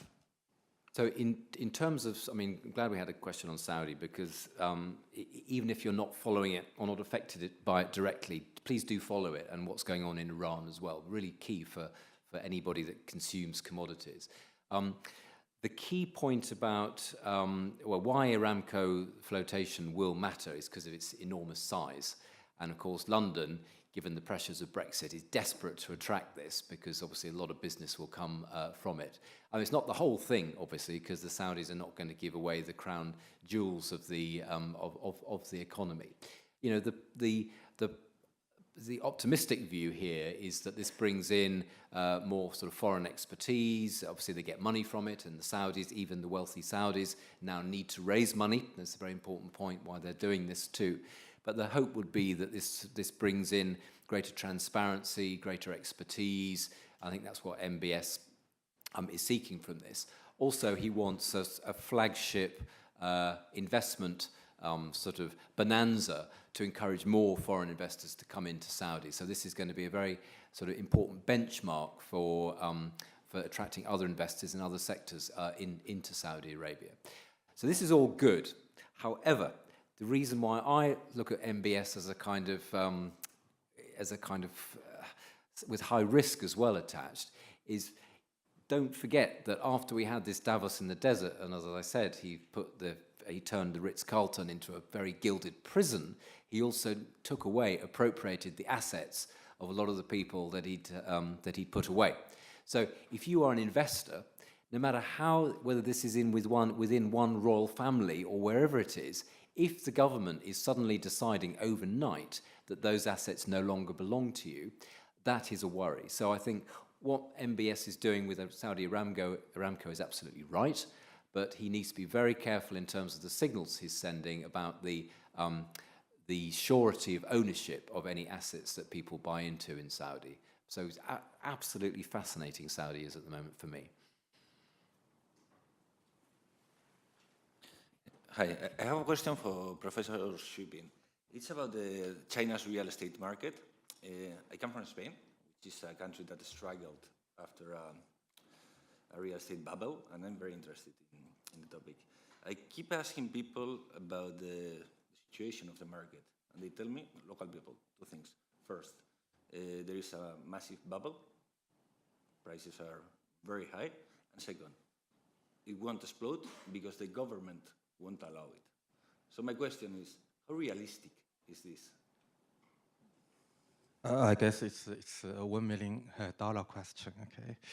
And my personal view is the following, okay? First, it's absolutely a bubble, but the degree differs, you know.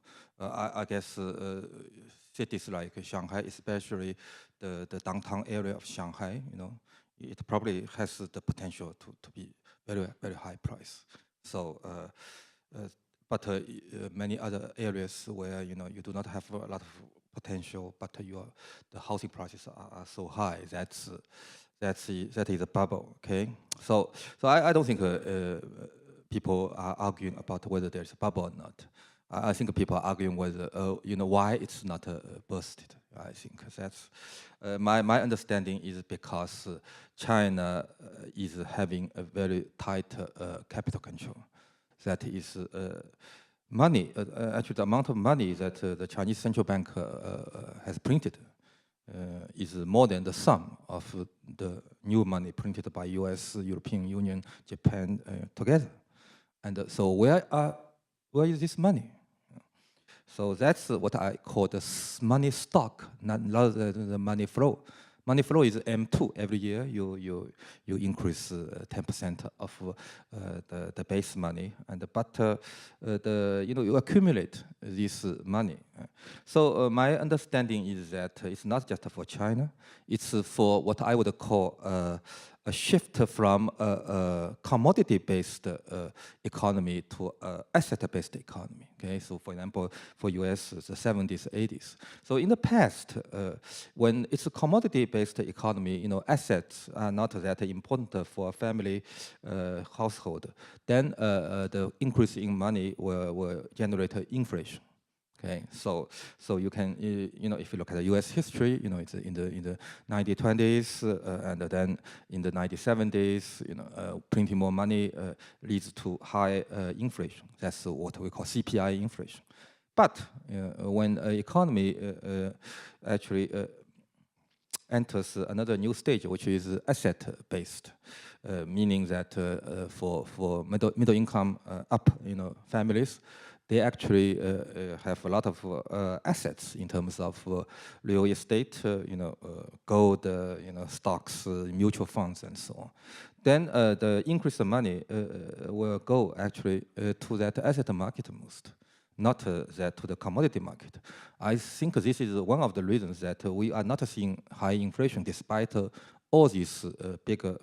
If we look at the theory of Milton Friedman or in the past, then with this much you know, quantitative easing, you would have very high inflation. But you can only see high inflation in Zimbabwe. You see high inflation in China in the 90s, in 1992, 1988. But you do not see it in advanced countries. You do not see it in China after it enters the period of real estate booming.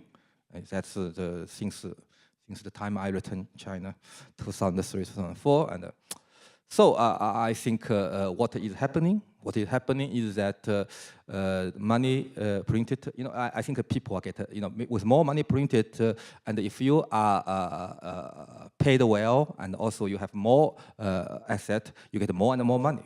I think this is one thing that is behind this, rising income and wealth inequality. So in China's, in U.S. case, the money goes to the stock market. So it is, not understood by the layman, but it should be understood by a good economist. That is, the better the economy, the good the stock market. This is why I was mentioning just a few minutes ago that now it's the back, it's the reverse. The good the economy, actually, the better the stock market. So the stock market boom of the U.S., in my view, will end. It is now still going, because there are a lot of new elements, as I said, also in U.S. Elon Musk's, Facebook and so on. So they are driving it, but it's not going to be that good anymore, like going from 15,000 S&P to 2,000, 25,100, and that I don't think it will repeat. So going back to the real estate, I think as long as the money cannot flow out of China easily, okay? So that happened actually in the second half of 2015 when China devalued its renminbi, and suddenly, the Chinese people, went to convert renminbi for US dollar, and the Chinese companies using all sorts of methods to get money out. Then the government, used these tough rules, like, I got you to jail if you get money out. So I think there's the explicit capital control and the implicit capital control. And implicit capital control is more effective in China because you do not want to offend the government, no matter who you are, so I think besides, for economists, what will stabilize the capital flow, that's what we call interest rate parity. So because China is having a lot of opportunities, so China's safe interest rate is 5%. I'm sure that most of people who are in China, you are not going to put money in any saving account which will only give you 2-3%. You will all buy many wealth management funds for at least 5%. And for people like me with connections, I'm satisfied only with 10%. My money is 10%. Tell you, it's so let's say 5%. But if I convert my money into US dollar, what can I get? For sure in US, probably 0.3%. Yeah. So the interest rate difference, 5%, is the safeguard for China's capital outflow, as long as you do not expect renminbi to depreciate more than 5%.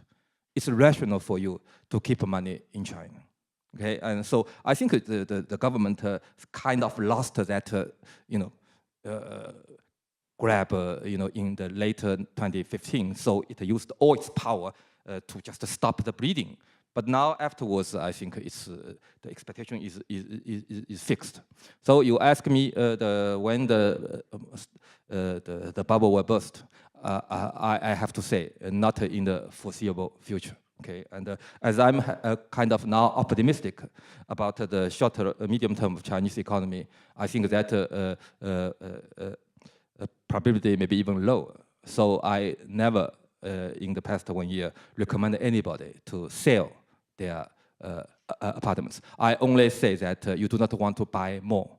Okay, if you already have. Last weekend, I met a lady who has 400 units. Thank you. We can take a few more questions, maybe from the female part of the audience. Yes, Coco. Hi, Robert. Thank you for coming. So, as we mentioned in the door, because you're coming, so I very seriously, very carefully read the latest Economist with a very, the very interesting cover story. It's called "How the West Got Turned Around." Yeah, I know it's very interesting. So, but just as you mentioned, the professor mentioned a lot of conflicts, and we see volatility in markets recently. But just our China's senior top official in Davos mentioned we want to open our capital market.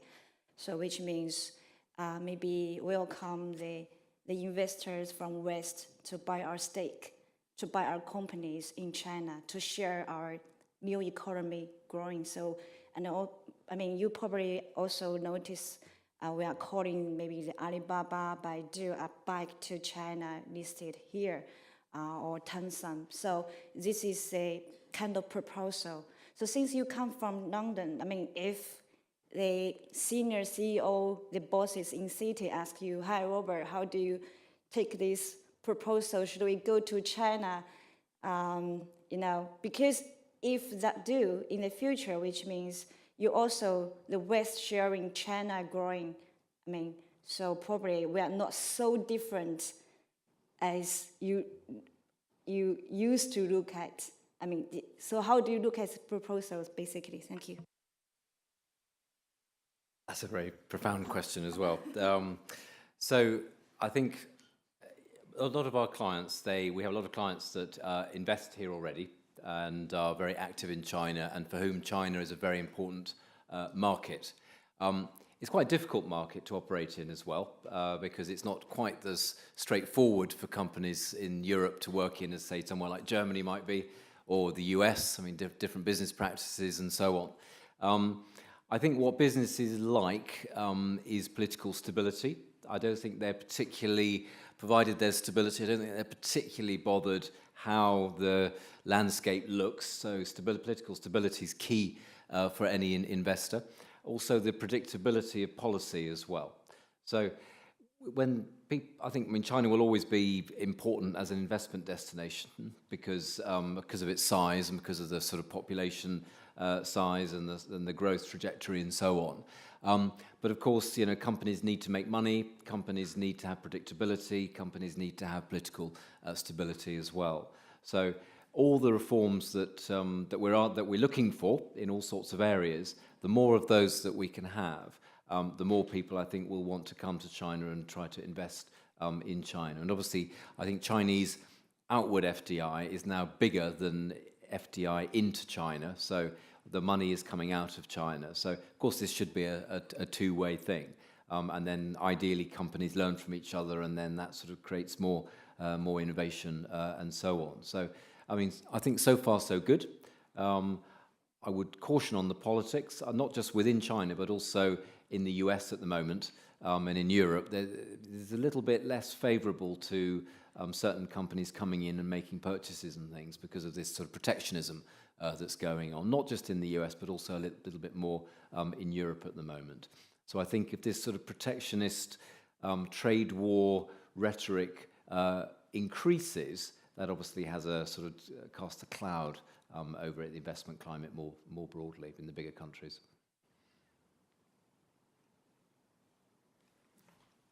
Thank you, Robert. One last question? Yes, Abe.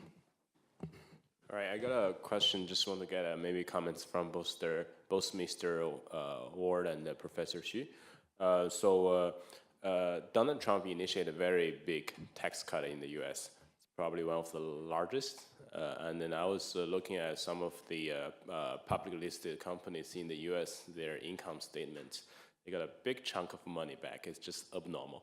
And at the same time, the U.S. Treasury interest rate is hitting an all-time high. I think it's about 3% annually now. So I think it's a very interesting situation. On one hand, they are giving a lot of money out of the government revenue. On the other hand, they are borrowing very heavily. And then Mr. Ward's prediction is by 2020, the U.S. is going to have an economic downturn. Was that partially because of this? Or, I mean, what's the bigger impact after this big move? Is other countries going to follow in some way? Or, how is that big picture going to look like?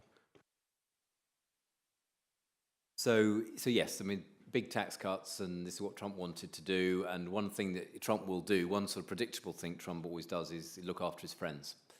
Because he needs his friends, he needs his base, and so on. And as I mentioned at the beginning, the tariffs come in a year when he's got big elections in the midterms in November this year. So looking after his friends, this is what the tax cuts are pushed to do, and they benefit the wealthy, those that have stock market investments and so on. And as you rightly say, that takes money out of the revenue coming into the Treasury, and so we've revised to a bigger deterioration our forecast for US fiscal position because of this. The downturn in 2020 isn't because of the tax cuts per se, it's because this is a very long economic recovery. As I said, the second longest, I think, in my chart since the end of the Second World War. And recoveries always have a lifespan. And we think that this one now is in its final stages.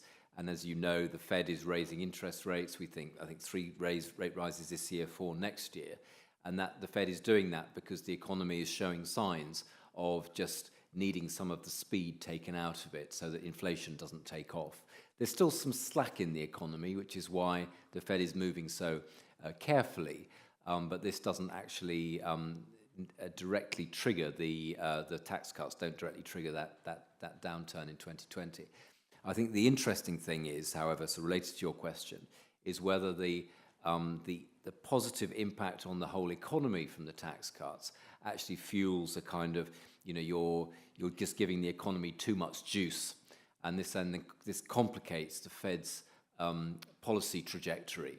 And I think that Bernanke and Janet Yellen have done a fantastic job, of loosening policy when it was necessary, and B, particularly obviously with Yellen, of signalling policy changes to the markets, of managing the sort of slow climb out of unorthodox policy.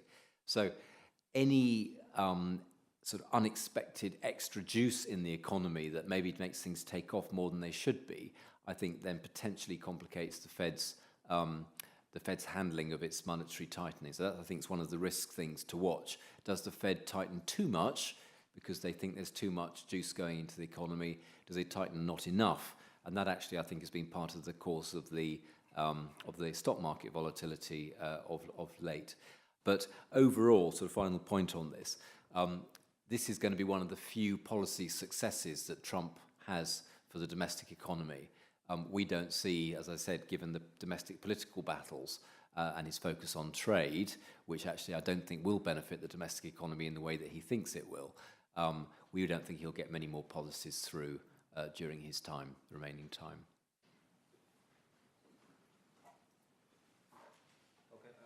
I take this opportunity because it's towards the end to actually answer the question in a broader way. I remember when Mr. Ward was mentioning towards the end of his speech the possibility of artificial intelligence, to be disruptive. I think we should think about that in connection with all the economic things we are thinking about, and related also to these demographic issues. In my view, we should now start to think about the world in which artificial intelligence replaces people, especially those people with routine work, and that is going to be more disruptive than this aging population, and it's coming very soon. So I think Donald Trump, being a politician, is really not showing the side of caring about the long term and the people, because who got him elected? It's those white collar, this is blue collar, workers, white people, but what he was doing, has been doing, is still to benefit the Republican parties, the more rich side, in terms of, for example, you cut tax, and then the capital return is higher, right? I mean, and corporate tax, and so in the sense, in the name of supply side, reform or Reaganomics, Trump is basically, making the world even more unequal. I think that is the one that we should, all this sort of what I said, Western or even Chinese, intellectual elites should really hold our ground and to, like the Economist has been always doing, try to propose. So I'm trying to say that we should, stand a little bit higher, look at the whole world in the future, and pay attention to those who will be disadvantaged by policy, by the current status quo, and by the new technology. Then find ways, to reduce that gap, and it's very urgent. And if you do not do that, you're not going to destroy by yourself, but by the technology, you're destroyed by yourself. Like a human being will. So I think the world, especially the intellectual, like elite, should promote these kind of things. And I guess CEIBS now is in the frontier of doing that. The past 2 months, what I have been doing, I'm the research associate dean for the school, is to promote that course. So I have proposed to the school that the CEIBS should have 3 pillars: China depth, global breadth, social responsibility. Okay, and our newly elected alumni association is going to hold its first social responsibility forum in Beijing on April the 15th, and it's going to continue annually with this forum, which will publish a white paper. Will select people, the most conscious company environmentally, so on. These awards among CEIBS alumni companies and alumni. So I'm very keen myself towards that, and we are also getting a lot of international cooperation. For example, the day before yesterday, I was talking with people from the Mars company, and the Mars company is also very keen to develop this, what they call economics of mutuality. Okay, I personally will go to Oxford this May, to attend their forum, Oxford Mars, economics mutuality forum, and I will lead the effort for CEIBS to do a similar forum. So we are going to have one with Oxford, Mars Oxford, and the other, CEIBS Oxford. And I'm also very happy to see that CEIBS is, for example, MBAs, they are tomorrow, I think, or the Sunday, I forgot, they are going to have a food security forum organized by MBAs. I was invited, but unfortunately, tomorrow and the 2 weekend days, I will have to work to chair the FMBA defense. So, but I think all the efforts are towards that. I think this is what CEIBS should do. We are a business school, but we should lead,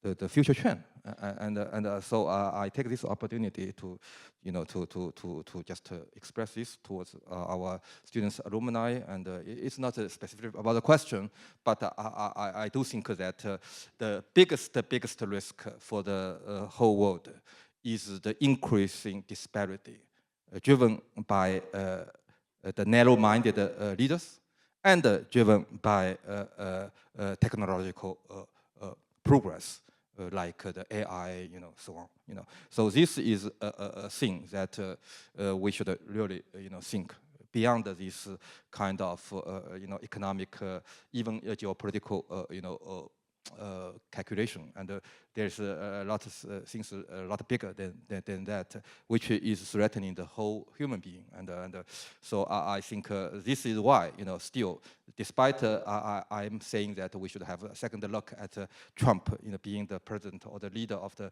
Western world, and we give him some credit, but I still do not think he is leading in the right way. And not because of the economics side, but mainly because that he is not leading towards a better society for the world, and that's the way. I hope that Xi Jinping will move in that direction, despite the fact that he is securing a lot of power in an unconventional way. Okay, and this is a big risk of. I agree with you that generally speaking, if a system is having this kind of non-elected, long-term leadership. It's a high risk, right? We had that experience with Chairman Mao, But I also would have to say that it's a new era, that is despite the fact that Chinese leaders are having a lot of like non-democratic power, they are highly watched. They, in this information age, and they have to do the right things, good things. Not like Chairman Mao. He can do whatever he can do. At that time, it's very closed. I think the young Kim in North Korea must, he has been in West for education. He must realize that. I think for this Kim, generation to continue to rule North Korea, I don't think they have to change. And I think this guy knows that. He just wants to have more, bargaining power. But I'm optimistic, actually.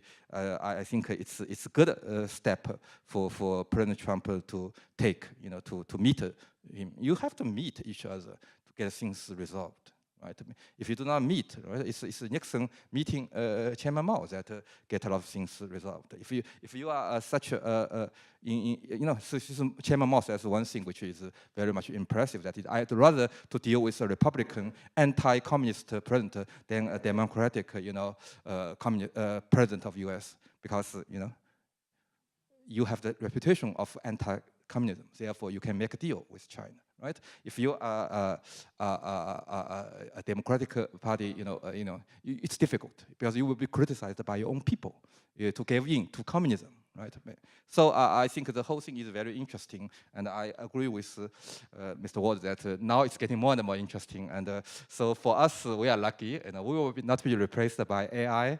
We have our own independent thinking. So I think the Economist will not be replaced, the EIU will not be replaced, but we have to think about those people who may be replaced. We will have to do what we can do, to contribute to a better future of the society. So thank you very much, Mr. Ward. Give a round of applause to Mr. Ward.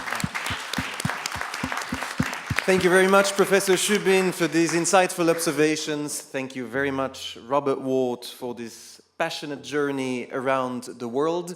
While Coco will be handing over a small token of appreciation to both our speakers, I invite you to come, all of you, in front right here to take a picture with our speakers.